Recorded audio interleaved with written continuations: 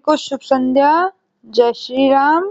मैं ऋषिका आज आप लोगों के सामने एक कहानी लेकर आई हूँ। कहानी का नाम है पवित्र दान। एक सेठ ने अत्र सत्र खोल रखा था।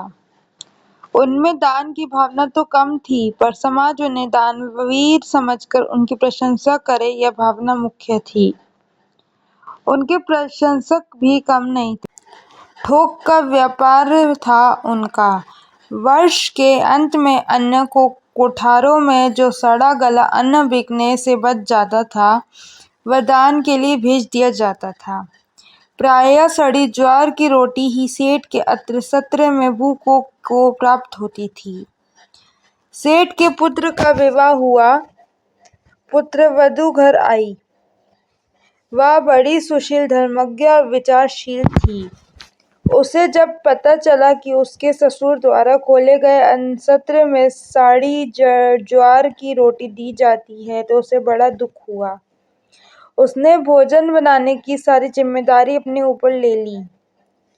पहले ही दिन उसने अन्नसत्र से सड़ी ज्वार का आटा मंगवाकर एक रोटी बनाई और सेठ जब भोजन करने बैठे तो उनकी थाली में भोजन के साथ वह रोटी भी परोस दी। काली मोटी रोटी देखकर कौतूहलवश सेठ ने पहले ग्रास उसी रोटी का मुख में डाला।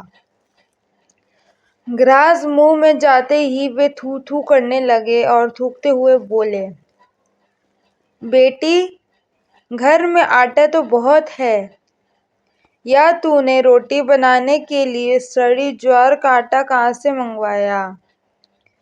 पुत्रवधू बोली, पिताजी, यह आटा परलोक से मंगाया है। ससुर बोले, बेटी, मैं कुछ समझा नहीं।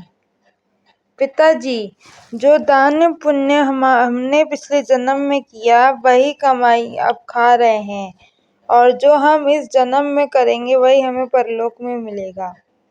हमारे अन्नसत्र में इसी आटे की रोटी गरीबों को दी जाती है। परलोक में केवल इसी आटे की रोटी पर रहना है।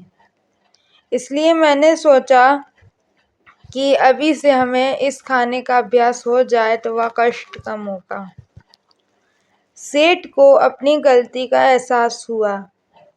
उन्होंने अपनी पुत्रवधू से क्षमा मांगी और अत्रसत्र का सड़ा आटा उसी दिन फिकवा दिया। तब से अन्नसत्र से गरीबों भूखों को अच्छे आटे की रोटी मिलने लगी। आप दान तो करो, लेकिन दान ऐसा हो कि जिससे दूसरे का मंगल ही मंगल हो।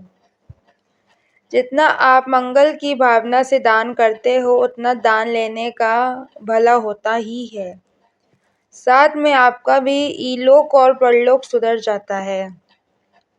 दान करते समय यह भावना नहीं होनी चाहिए कि लोग मेरी प्रशंसा करें, वाहवाही करें। दान इतना गुप्त हो कि देते समय आपके दूसरे हाथ को भी पता न चले। सदैव प्रसन्न रहिए। जो प्राप्त है वही पर्याप्त है। धन्यवाद। जय हो, सदा विजय हो।